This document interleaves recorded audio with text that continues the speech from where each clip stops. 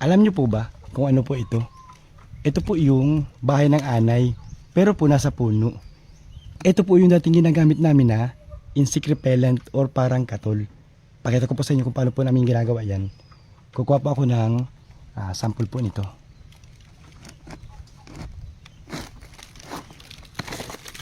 Iyon. Ayan po, may mga ani pa po. Pinapatuyo po namin yan sa araw. Ito po yung mga natural na pangtaboy po ng lamok namin noon. Tulad po ng bulaklak ng kamansi, bulaklak ng tipolo. Tapos ito po, dumi po ng baka. Yan po yung mga natural na pangtaboy namin ng lamok noon. Ito po siya.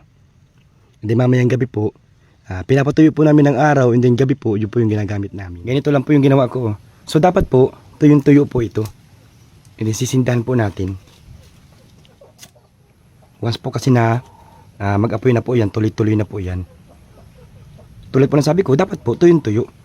Kasi pag hindi po yan tuyong-tuyo, hindi po yan matuloy-tuloy. Once na maglingas po yan, o mag-apoy, tuloy-tuloy na po yan. Uulitin ko po ha, dapat po, tuyong-tuyo po ito. Yan, tuloy-tuloy na po yan. Tayo mo isa po. Usok na po ng usok. Yan lang po yung ginagawa namin yan. Ayan po. Yan na po yung pampausok.